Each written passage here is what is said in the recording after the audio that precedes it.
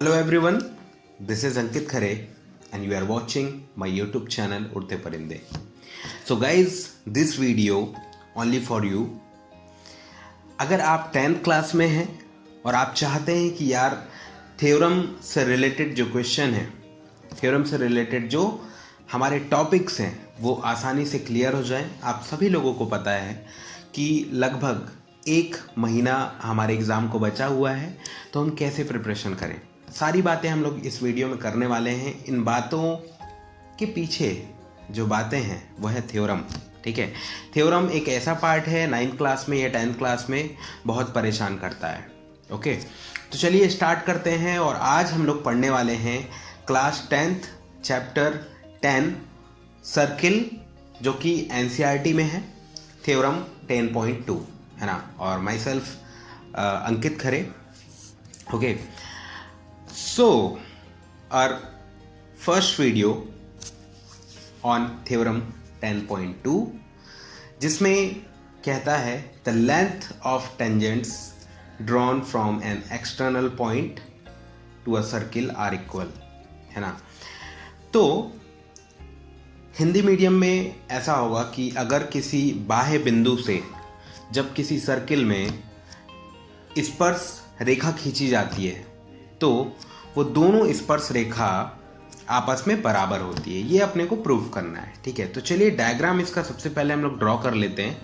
तो डायग्राम आप देखिए, एक सर्किल है जिसका केंद्र बिंदु O है और एक बाहर पे हमने जो है क्या ले लिया है, एक क्या ले लिया है, बाहर पे एक पॉइंट ले लिया है और उसको नाम दिया क्या है, A. ठीक है, नाम दिया है हमने क्या, A.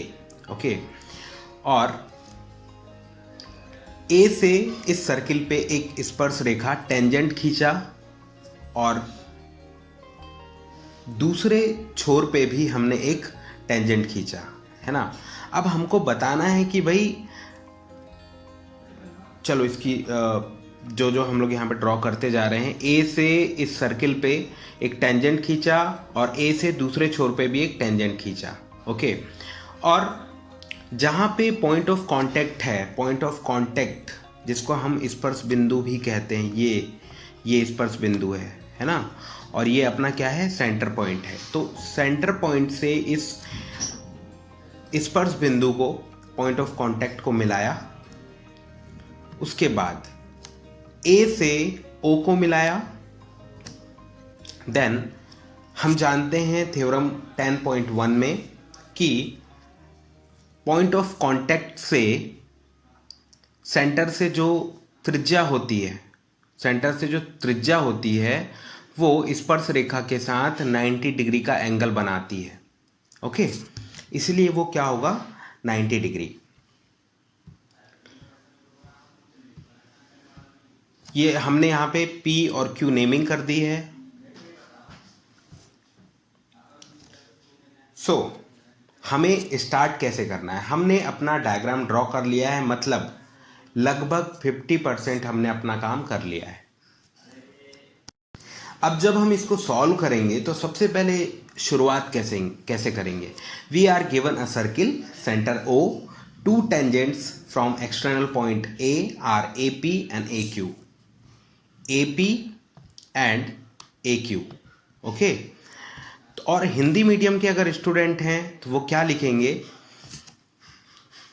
बाह्य बिंदु A से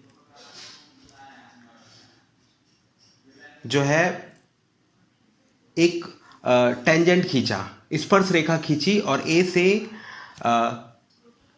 स्पर्श रेखा दूसरी खींची. ठीक है, और नाम क्या दिया इसको, AP और AQ. Okay, AP and AQ.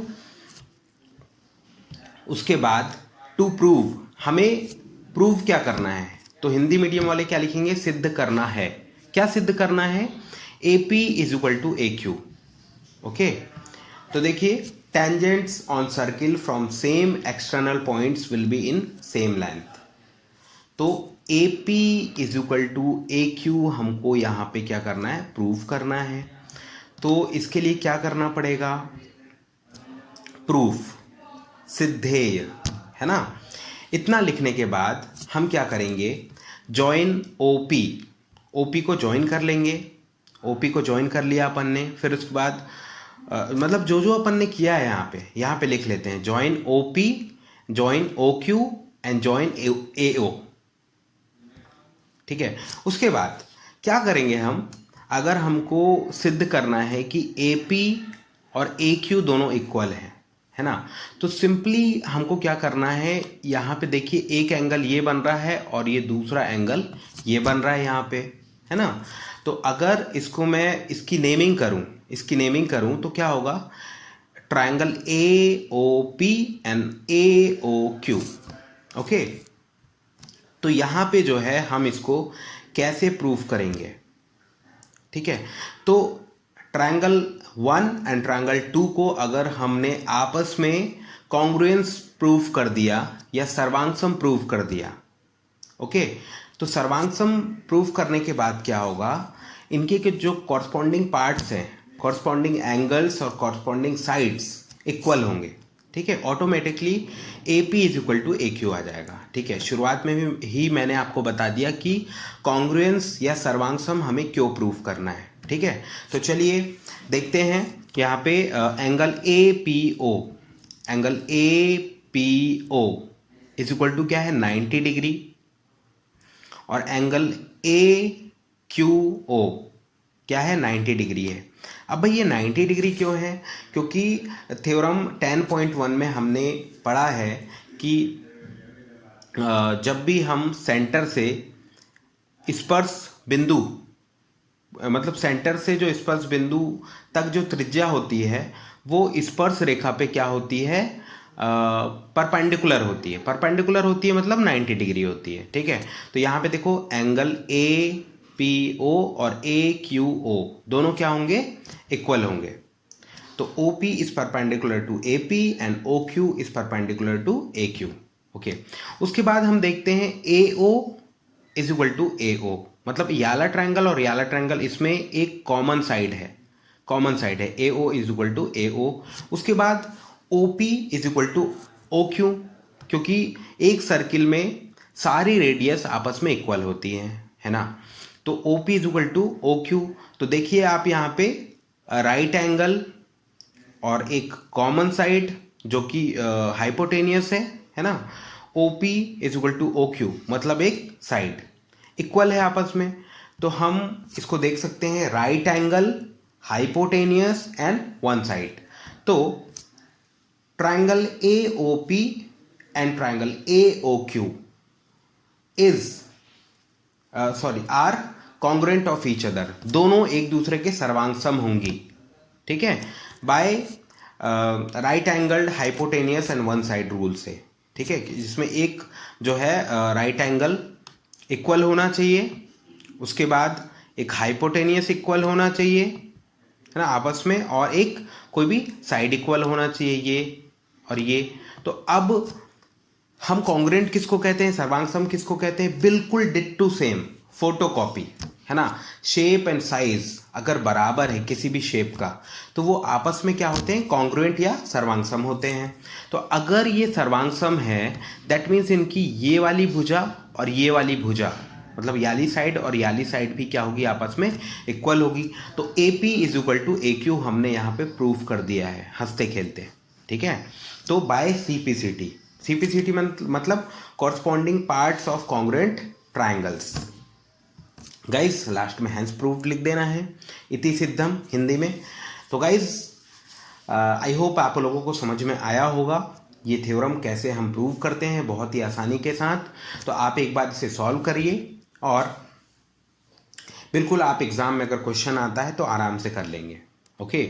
इससे रिलेटेड अगर कोई क्वेश्चन आता है न्यूमेरिकल्स के फॉर्म में, है ना, यहाँ पे ए पी और ए क्यू फाइंड आउट करने के लिए कहता है, और जो है यहाँ पे जो है त्रिज्या की वैल्यू दी हुई है ना, और ए से ओ के बीच की डिस्टेंस भी दी हुई है, ठीक है। तो ऐसे कुछ डेटा को लेकर के आप आराम से क्वेश्चन के आंसर तक पहुँच पाएंगे, ओके। तो गाइस ये थ्योरम बहुत ज़्यादा इम्पॉर्टेंट है, वेरी वेरी इम्पॉर्टेंट कैटेगरी में आता है, तो आप इसे ज़रूर तैयार कीजिएगा।